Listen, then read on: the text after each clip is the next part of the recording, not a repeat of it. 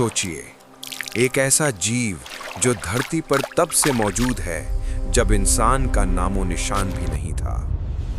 एक ऐसा जीव जो 435 मिलियन सालों से जमीन पर जिंदा है, जो 6 दिन तक सांस रोके रह सकता है और पूरा 1 साल बिना खाए जिंदा रह सकता है।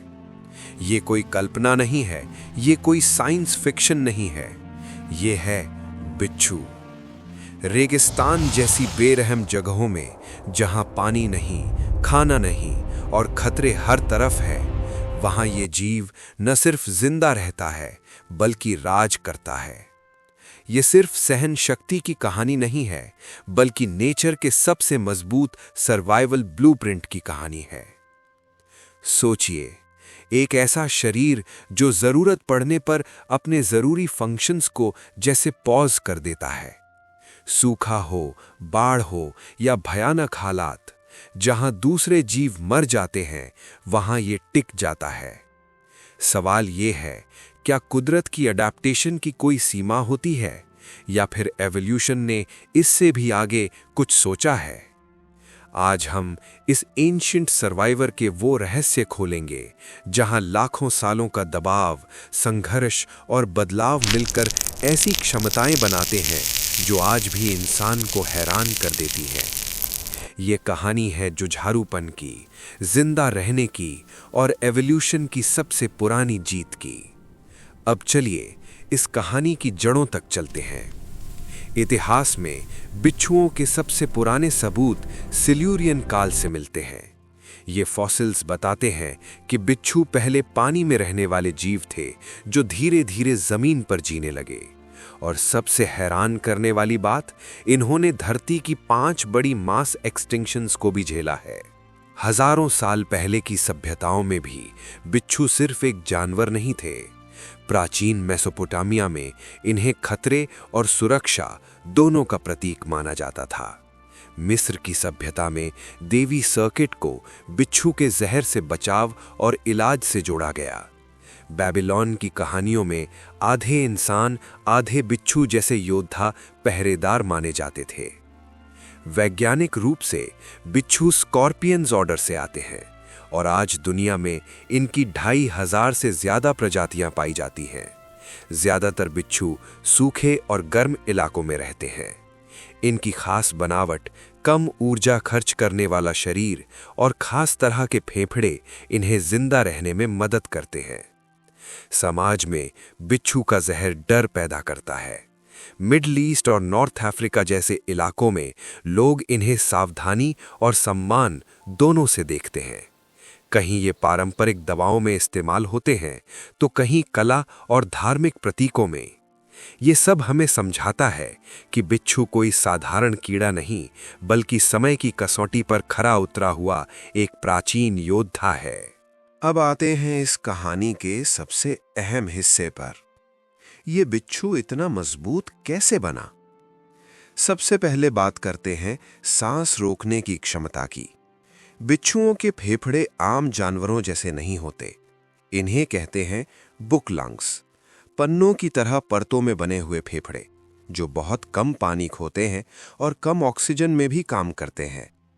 जब पानी में डूब जाते हैं या ऑक्सीजन कम होती है, तो बिच्छू अपने सांस लेने वाले छिद्र बंद कर देते हैं, शरीर की गतिविधि धीमी कर देते हैं और जमा की हुई ऑक्सीजन से काम चलाते हैं। यही वजह है कि वे 6 दिन तक बिना सांस लिए जिंदा रह सकते हैं। ये क्षमता उनके पानी में रहने वाले पूर्वजों से आई है। अब बात करते हैं भूख सहने की ताकत की। बिच्छू ठंडे खून वाले जीव होते हैं। इनका मेटाबॉलिज्म बहुत धीमा होता है, लगभग दूसरे समान आकार के कीड़ों से 3 गुना कम। इनके शरीर में एक हिस्सा होता है जहां फैट जमा रहता है। खाना न मिलने पर बिच्छू लगभग निष्क्रिय हो जाते हैं, एक तरह की गहरी सुस्ती में चले जाते हैं। इसी वजह से कुछ प्रजातियां एक बार खाने के बाद महीनों, यहां तक कि 1 साल तक जिंदा रह सकती हैं। रेगिस्तान में रहने वाली प्रजातियां, जैसे कुछ खास डेजर्ट स्कॉर्पियंस, इन गुणों को और भी ज्यादा विकसित कर लेती हैं। ये दिखाता है कि माहौल ने कैसे इनके शरीर को ढाला। अब जानते हैं कि वैज्ञानिक क्या कहते हैं। एराक्नोलॉजी के विशेषज्ञ बताते हैं कि बिच्छुओं का धीमा मेटाबॉलिज्म कम संसाधनों वाले इलाकों में उनकी आबादी को स्थिर रखता है। कुछ वैज्ञानिक मानते हैं कि इसी वजह से बिच्छू इतने लंबे समय तक टिक पाए हैं। लेकिन बहस भी है। कुछ विशेषज्ञ कहते हैं कि सभी प्रजातियां 6 दिन तक सांस नहीं रोक सकती। कुछ में ये समय कम या ज्यादा हो सकता है। भूखे रहने पर भी लैब में मिले नतीजे जंगल की असली जिंदगी से अलग हो सकते हैं, क्योंकि जंगल में शिकारी और बीमारियां भी होती हैं। एवोल्यूशन को लेकर भी मतभेद है। कुछ मानते हैं कि बुक लंग्स सीधे पानी के गलफड़ों से बने, तो कुछ कहते हैं कि बीच में कई बदलाव हुए। यानी साइंस में जवाब मिलते हैं, लेकिन सवाल हमेशा जिंदा रहते हैं। अब कुछ ऐसे तथ्य जो कम लोग जानते हैं। बिच्छू अपना जहर सोच समझकर इस्तेमाल करते हैं। खतरा छोटा हो तो कम जहर, बड़ा हो तो ज्यादा, ताकि ऊर्जा बचे। इनका शरीर यूवी लाइट में चमकता है। क्यों चमकता है, इस पर आज भी बहस है। इनका मेटिंग डांस बेहद अनोखा होता है, जो घंटों चल सकता है। कुछ प्रजातियों में फेफड़ों का विकास बहुत धीरे होता है, जिसे सिर्फ माइक्रोस्कोप से देखा जा सकता है। हैरानी की बात यह भी है कि बिच्छू इंसानों से कहीं ज्यादा रेडिएशन सह सकते हैं, क्योंकि इनके शरीर की कोशिकाएं धीरे बढ़ती हैं।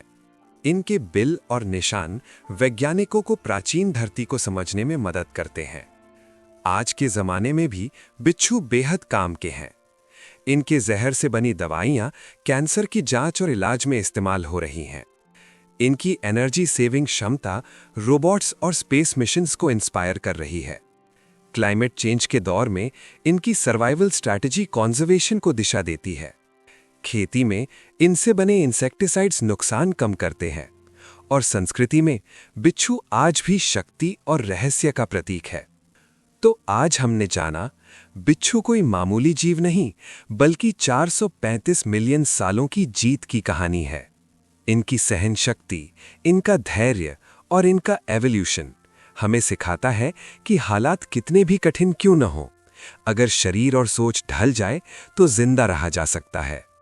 लेकिन सवाल अब भी बाकी है, क्या हम भी नेचर से सीखकर अपने भविष्य को इतना ही मजबूत बना पाएंगे? आप क्या सोचते हैं?